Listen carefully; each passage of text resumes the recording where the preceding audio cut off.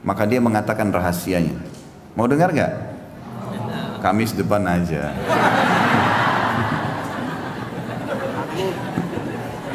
Saya mau sampaikan sekarang tapi diamalkan. Janji. Allah jadi saksi. Karena ilmu kalau cuma didengar percuma kalau tidak diamalkan. Kalau tangganya bilang, oh bapak itu Masya Allah luar biasa kalau lewat tegur kami, ya tegur sapa, kemudian sering berbagi, orang tahu. Tapi kalau begitu, bagaimana fulan? Wah parah pokoknya.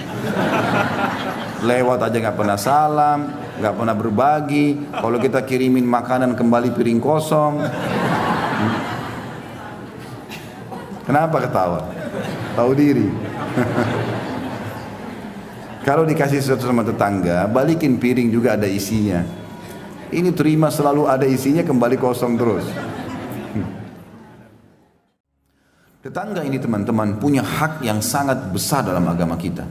Baik tetangga itu punya hubungan kerabat sama kita atau tidak. Baik kita kenal atau tidak. Seagama atau tidak. Jadi bukan karena tetangga kita Nasrani matiin aja listriknya. Kan Nasrani. Tidak boleh. Tidak boleh. Seorang muslim tidak melakukan itu. Bahkan perbuatan buruk tetangga kalau kita bersabar dengannya pahalanya besar. Nabi SAW di Mekah itu tinggal di rumahnya Khadijah. Khadijah tinggal di komplek elitnya. Kayak mungkin kita di Jakarta di Menteng, di Mekah. Sebelahnya itu toko-toko Mekah, Abu Jahal, Abu Lahab, orang-orang kayanya Mekah semua. Nabi SAW kalau mau keluar pagi, itu mereka sepakat semua orang-orang kafir ini sampahnya ditaruh di pintu rumah. Sampah kotoran semua ditaruh di situ banyak. Dan tidak ada celah untuk jalan kecuali harus menginjak kotoran itu karena terlalu banyak. Tapi Nabi SAW keluar melihat sambil senyum. Dikumpul oleh Nabi SAW sampah itu. Dan mereka lihat ini, orang-orang kafir ini lihat, dikumpul. Lalu beliau hadap kepada mereka mengatakan, beginikah kalian bermuamalah dengan tetangga? Akhlak yang bagus sekali. Kalau antum gimana itu? Pas tetangga taruh sampah, ini orang gak tahu diri. Ini, itu, segala macam. Nah. Nabi SAW cuma senyum mengatakan beginikah kalian bermuamalah dengan tetangga, sehingga akhirnya mereka malu sendiri, nggak diulangi lagi sudah, karena Nabi tidak balas keburukan dengan keburukan. Kalau ada orang yang memancing emosi kita teman-teman dengan ghibah, dengan fitnah, kalau antum respon dia gembira karena targetnya itu, memang target kita jengkel. Tapi kalau antum tidak peduli, ya sudahlah, ini pahala buat saya, semoga Allah kasih hidayah, itu bumerang yang besar buat dia. Paham gak ini? Benar. Allah jadi saksi ya. Oh saya masih mau nagih satu utang dulu. Sudah tulis jalur nasab belum? Itu utang antum ke saya itu. Harus dibayar. Baik, jadi tetangga ini teman-teman punya hak secara syar'i, baik muslim ataupun non muslim. Ya. Muamalah yang baik dengan mereka itu sampai dalam hadits ini kata Nabi SAW, Jibril setiap kali datang ketemu aku, setiap ketemu selalu mewasiatkan, hai Muhammad sampaikan ke umatmu berbuat baik sama tetangga. Terus saja Jibril mengatakan sampai saya kira akan keluar hukum nanti tetangga dapat warisan. Dapat warisan berarti seperti orang punya nasab. Tapi tentu tetangga tidak dapat warisan ya, cuman saking seringnya diingatkan oleh Nabi SAW, oleh Jibril SAW, maka Nabi SAW mengira akan ada warisan. Nanti akan kita jelaskan lebih jauh, masih beberapa bab ke depan masalah tetangga ya. Kita baca dulu kandungan hadis dalam hadis ini. Dikatakan penjelasan tentang besarnya hak tetangga dan keutamaan berbuat baik kepadanya. Apapun sifatnya. Memberikan makanan, menegur, tegur sapa ya, membantu kalau dia lagi butuh bantuan, mengantarnya ke rumah sakit misalnya, membawa barangnya. Membantu apa sajalah yang berhubungan dengan masalah tetangga, karena mereka orang yang paling terdekat. Kalau terjadi sesuatu, naudzubillah, rumah kebakaran, kita lagi safar, ya mereka yang bisa membantu kita, tetangga orang yang terdekat, gitu kan. Bahkan tolok ukurnya, kalau orang itu mau dianggap baik atau tidak, tanya tetangganya, baik nggak dia? Kalau tetangganya bilang, oh bapak itu Masya Allah luar biasa kalau lewat tegur kami, ya tegur sapa, kemudian sering berbagi, orang tahu. Tapi kalau begitu, bagaimana fulan? Wah parah pokoknya, lewat aja nggak pernah salam, nggak pernah berbagi. Kalau kita kirimin makanan kembali piring kosong. Kenapa ketawa? Tahu diri. Kalau dikasih sesuatu sama tetangga, balikin piring juga ada isinya. Ini terima selalu ada isinya, kembali kosong terus. Kemudian yang kedua, boleh berharap besar untuk mendapatkan kemurahan hati jika mendapatkan banyak nikmat. Ya, artinya teman-teman, termasuk bentuk syukur kepada Allah SWT kalau kita punya nikmat kita berbagi. Dan orang-orang yang terdekat punya hak itu, termasuk tetangga. Baik itu makanan, pakaian, apa saja. Ya, kita mengirim kepada tetangga. Bahkan ada sebuah kaidah syar'i penting. Ya, dalam masalah fikih, al-jaru ahaqqu bisaqabati jari. Tetangga lebih berhak terhadap penawaran tetangganya. Jadi kalau dalam hukum agama, kalau bapak ibu mau jual rumah, mau jual mobil, tetangga dulu ditawarin. Saking pentingnya hak mereka. Kalau mereka sudah tidak mau, baru antum tawarkan ke orang lain. Tetangga dulu. Saya mau jual rumah saya, mau beli enggak? Kiri kanan, depan ditanya. Saya mau jual mobil, mau jual motor. Kalau mereka sudah tidak mau, baru antum tawarkan ke orang lain. Dengan niat menerapkan hukum syariat, dapat pahala itu. Saking besarnya hak mereka sampai mereka yang kita tawarkan terlebih dahulu. Dan termasuk teman-teman cara di poin kedua ini, cara untuk mempertahankan nikmat. Setiap kali antum mendapatkan nikmat, kalau mau selalu ya grafiknya itu naik terus nikmat itu, maka ingat di setiap nikmat itu ada haknya Allah Subhanahu wa taala. Keluarkan di jalan Allah. Ya. Keluarkan jalan Allah, berapapun nilainya. Misal Allah SWT berikan kepada kita handphone baru, mau bagus beli handphone lagi yang lain, kasih juga orang susah. Walaupun nilainya mungkin belum bisa mencapai sama. Kita beli baju sebagai tanda syukur, kita berikan juga baju kepada orang yang baru. Kita makan di restoran enak, beli porsi yang sama, kasih juga kepada orang susah. Kasih tukang parkir, kasih orang susah. Porsi yang sama, itu nanti grafik nikmatnya selalu naik, gak akan turun. Yang jadi masalah sering grafik nikmat kita turun, drop, bangkrut usaha, ya apalah macam-macam cobaan datang karena setiap ada nikmat kita nggak pernah memberikan jatah di jalan Allah dari nikmat itu. Ada sebuah hadits Bukhari teman-teman, disebutkan oleh Nabi SAW, ada dua orang di zaman dulu sebelum kita, ya, dari kisah Bani Israel, dua-duanya orang saleh nih. Kebetulan kebunnya bersebelahan, kebun mereka bersebelahan. Maka Nabi SAW mengatakan yang punya kebun yang pertama itu melihat lagi musim kemarau nih, peceklik, panas. Orang-orang petani tahu dan pekebun tahu kalau butuh air banyak. Maka lewat di atas kebunnya dia awan, dan dari awan itu keluar suara, kata Nabi SAW. Ini hadis Bukhari. Suara itu terdengar oleh pemilik kebun yang pertama. Dia mengatakan, atau suara itu mengatakan, awan ini bawalah ke kebunnya si fulan, tetangganya dia, dan turunkan air buat kebunnya. Lalu awan itu jalan, dilihat sama dia, jalan terus turun hujan di sebelah. Dia punya kebun di sebelahnya, gak kena hujan. Maka dia pun pergi ke sebelah, diikutin sama dia. Dilihat hujan lebat di tetangganya. Dia tanya, apa yang kau lakukan dengan kebunmu? Sampai tadi saya dengar suara dari awan ini, hujan disuruh turunkan di kebunmu, yang lain tidak kena hujan, cuma dia saja. Maka dia mengatakan rahasianya. Mau dengar gak? Kamis depan aja.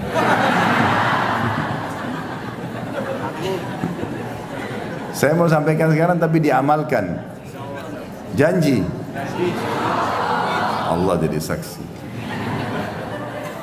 Karena ilmu kalau cuma didengar percuma kalau tidak diamalkan. Maka dia mengatakan, hasil kebunku aku bagi 3. Bukan modalnya ya, hasilnya saja. Hasil panen kebunku aku bagi 3. Sepertiganya yang paling pertama disebutkan aku sedekahkan. Jadi kalau teman-teman terima gaji 2 juta, siap gak sepertiganya kasih dulu orang miskin?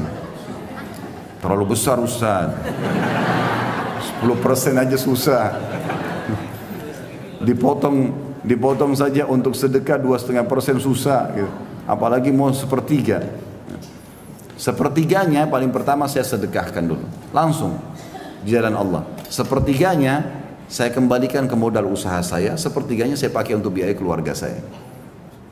Karena dia bagi 3 begitu, dia tahu semua nikmat, ada hak Allah itu berapapun yang dia bisa keluarkan, maka Allah SWT berikan hujan di waktu musim peceklik. Dan ini grafiknya teman-teman, ini rahasianya grafiknya naik. Yang saya heran ini, kita udah tahu teori syar'i, sedekah itu resep kekayaan. Kenapa masih belum diamalkan? Kadang-kadang kita heran dengan orang tidak mau bersedekah dan masih negosiasi sama syaitan.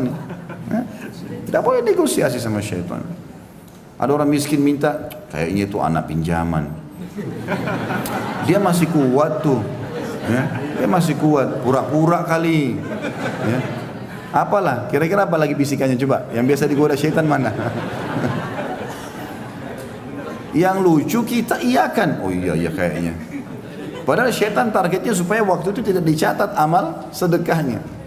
A'udzubillahi minasyaitonirrajim. Kalau kita sudah buka dompet mau keluarin duit nih, ada 5.000, ada 50.000, ada 100.000. Syaitan bilang 5.000 aja.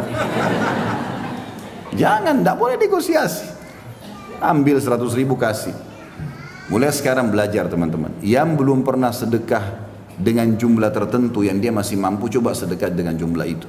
Misal, antum selama ini 2.000 terus, ya.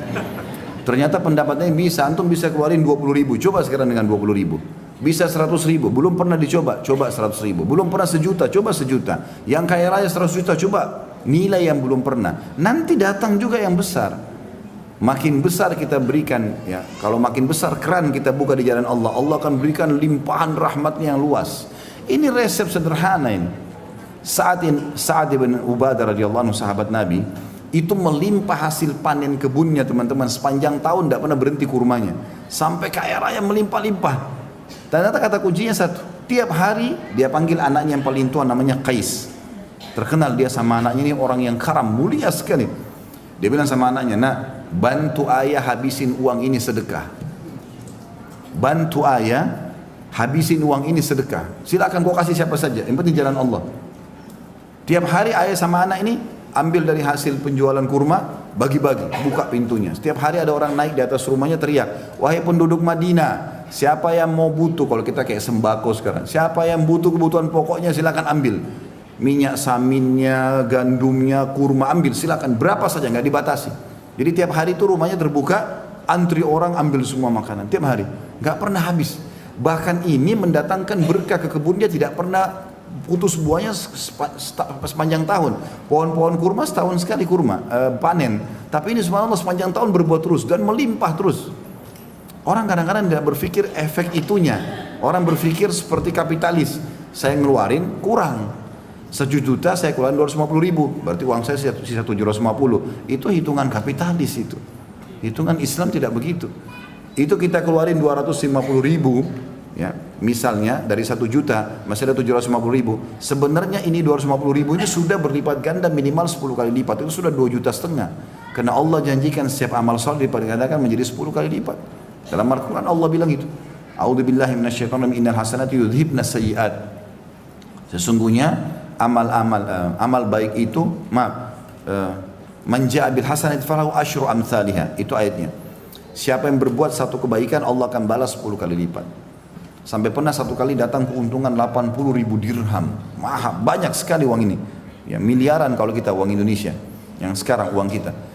Di zaman itu datang, lalu Sa'ad bilang sama anaknya, kita apain duit ini? Apa ini maksudnya kita habisin? Bagaimana caranya ini? Supaya cepat habis, jangan nginap. Hari ini harus habis. Kata anaknya, ayah kita buka aja pintu utang. Baik, teriak di atas rumah. Siapa penduduk Madinah yang butuh utang datang saja. Datanglah orang, ambil 5.000, ambil 3.000 semua.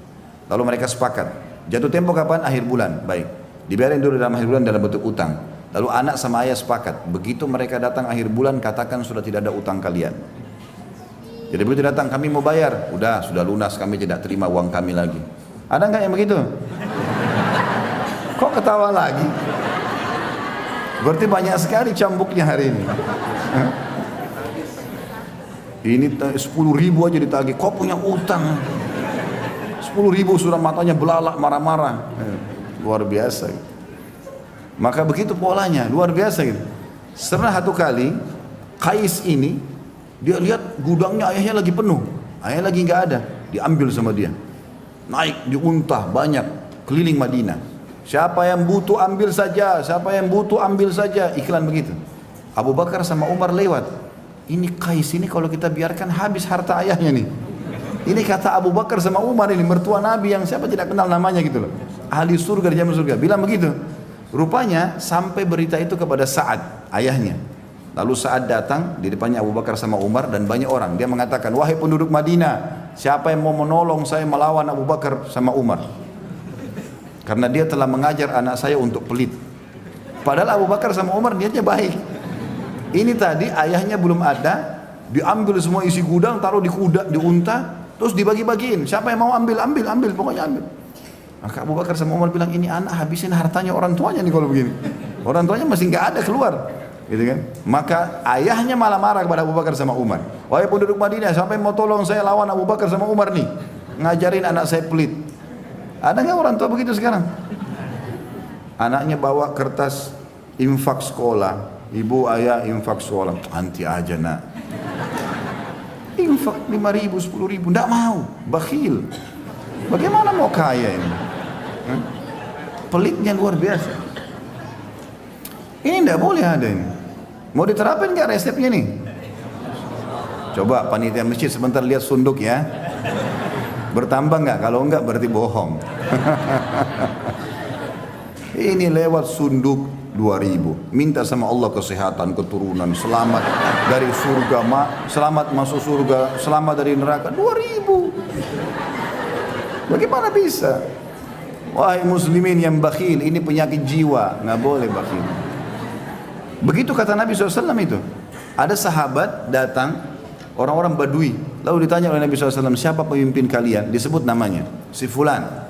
Kata Nabi SAW, bagaimana dia? Ya Rasulullah berwibawa, tapi bakhil. Perhitungan sekali, kepala suku tapi perhitungan, tidak loyal sama warganya gitu. Lalu kata Nabi SAW, penyakit apa yang lebih berat daripada bukhul? Penyakit jiwa itu. Bakhil, ada orang bakhil sama dirinya sendiri. Kopiahnya sudah sobek, nggak diganti. Mau kena 2 tahun, kotor, nggak dicuci. Kenapa ini? Sejadah robek-robek, kenapa? Masjid dekat rumah rusak, gak ada andilnya sama sekali. Dirinya sendiri dia bakhil. Ada orang begitu, pergi umrah mampu, cari travel yang paling murah, biar jauh dari masjid haram. Kenapa? Diri sendiri bakhil. Kalau belum beli bisnis kelas, pakai hotel bintang 5, bayar, Allah ganti. Allah ganti, sudah ibadahnya enak, hotel bintang 5, busnya bagus, bisnis kelas diganti lagi lipat-lipat. Kenapa bakhil? Benar gak ini? Allah jadi saksi loh. Saya udah sampaikan. Ilmu harus diterapkan. Jadi resep sederhana ini harus diamalkan. Nikmat kalau mau grafiknya naik, sering bersedekah. Ini resep luar biasa ini. Para sahabat dengar kisah-kisahnya di YouTube. Di YouTube itu sudah banyak ceramah saya tentang Abdurrahman bin Auf, Abu Bakar radhiyallahu anhum ajma'in, kemudian Sa'ad bin Abi Waqqas dan banyak yang lain. Kaya raya. Kata kuncinya satu, sedekah. Sedekah terus. Tidak ada hari kemudian mereka bersedekah. Itu selalu dikerjakan. Maka ini harus poin. Dan beda teman-teman orang yang bersedekah. Orang yang bersedekah dengan cara dia yang mencari sumber orang yang mau menerima sedekah. Dengan dia menunggu siapa yang minta sedekah. Kalau antum nunggu seperti di komplek ini misalnya. Dijaga security segala macam. Gak ada orang miskin masuk. Misal contoh. Kapan antum sedekah? Keluar pun sudah langsung masuk tol. Kapan mau sedekah kalau nunggu orang? Ya? Maaf ini yang tinggal di komplek ini, saya tidak bermaksud apa-apa. Bicara secara umum, gitu kan? Karena memang kalau kita mau tunggu orang datang baru kita sedekah. Kalau seminggu nggak ada datang, berarti seminggu aku nggak sedekah. Padahal setiap hari kata Nabi SAW dalam hadis Bukhari, Allah turunkan 2 malaikat setiap pagi. Satu mengatakan, ya Allah luaskan, lapangkan rezeki orang yang bersedekah. Yang satu mengatakan, binasakan dia dan hartanya bagi orang yang bakhil. Ini mesti diperhatikan. Maka kita yang jemput bola keluar, cari mana nih orang yang perlu uang, sedekahin, dan kita yang mendapatkan manfaat itu. Ya. Ini yang dimaksud dengan poin kedua. Setiap nikmat menimpa, maka untuk mempertahankannya harusnya seseorang itu mengetahui haknya Allah di situ. Termasuk ini berbagi dengan tetangga tentunya ya, makanan dan seterusnya. Yang ketiga, boleh membicarakan sesuatu yang terbesit dalam hati tentang perkara kebaikan. Ini juga pelajaran lain ya. Artinya kalau sesuatu memang terlintas dalam hati kita dan kita ingin mau menjalankannya, boleh kita berbicara. Selama memang kita bisa mengontrol, tidak ada riya. Misal suami bilang sama istrinya, saya sudah niat nanti kalau akhir bulan terima gaji, mungkin dari 5 juta gaji saya, 3 juta saya berikan kau, 2 jutanya saya minta sedekah, saya mau sedekahkan. Supaya bisa begini dan begitu misalnya. Atau istri mengatakan, saya nanti mungkin mau bantu ibu saya dari ini dan itu. Jadi dia boleh menyampaikan kepada orang yang kira-kira kalau dia meninggal wasiatnya bisa dijalankan. Dan wasiat ini penting teman-teman ya, harus ada wasiat dalam hidup kita. apapun yang terlintas di benak kita, yang kita khawatir kalau kita meninggal nanti ini menjadi masalah hari kiamat, tulis dalam bentuk wasiat.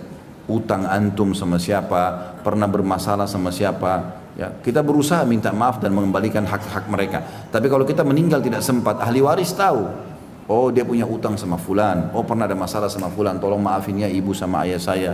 Jadi dia bisa menyelesaikan itu. Kata Nabi SAW, janganlah seseorang dari kalian terlintas di benaknya 3 hari permasalahan yang dia ingin wasiatkan kecuali dia sudah tulis. Jadi wasiat perlu ditulis ya. Kita masuk ke hadis nomor 102, masih bab yang sama, masih masalah wasiat Jibril alaihissalam tentang tetangga.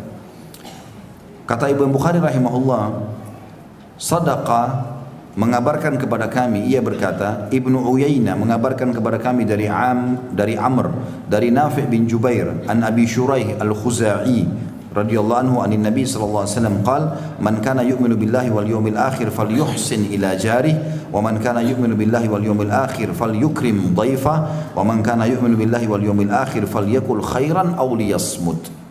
Terjemahannya dari Abu Shuraih al-Khuzai radhiyallahu anhu bahwasanya Nabi sallallahu alaihi wasallam bersabda, barang siapa yang mengaku beriman kepada Allah dan hari akhir, maknanya adalah dia yakin Allah ada dan dia yakin ada balasannya di akhirat, maka hendaklah ia berlaku baik pada tetangganya.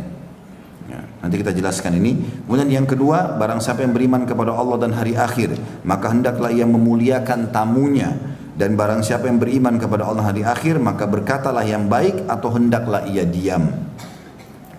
Hadis ini ya, mengandung makna yang luas sekali, dan ini termasuk dalam adab dan tata krama Islam yang harus dijadikan sebagai simbol kaum muslimin. Tidak mengenal dia orang Arab, orang bule, orang Melayu. Ini adalah prinsip dasar Islam. Karena di sini dipanggil siapa yang mengaku beriman kepada Allah dan hari akhir, yakin Allah ada, yakin semua janji Allah benar dia akan terima, maka pesan pertama Nabi, dia harus, bahasa Arabnya di sini ya, falyuhsin ila jarih. Bahasa hasan dalam bahasa Arab ini adalah sesuatu yang terbaik. Jadi kalau ada orang penampilannya bersih, maka orang bilang dia ini orang bersih, atau tampan, orang bilang tampan. Tapi kalau bergabung antara bersih, tampan, rapi, apalah semua kebaikan-kebaikan, orang Arab mengatakan orang ini hasan. Bahasa itu hasan namanya. Betul-betul dari semua sisi berarti bagus, gitu nggak? Itu yang dimaksud. Di sini teman-teman kata Nabi SAW, siapa yang mengaku beriman kepada Allah hari akhir, falyuhsin ila jari. Dia harus buat yang sesempurna mungkin buat tetangganya. Apa saja di sini? Tutur kata kah, tatapan mata kah, jamahan tangan kah, bantuan, apa saja. Semuanya harus yang terbaik. Itu yang dimaksud dengan ihsan. Dan kita sudah tahu istilah ihsan dalam agama kita adalah sesuatu yang tertinggi dalam ibadah kepada Allah Subhanahu wa taala.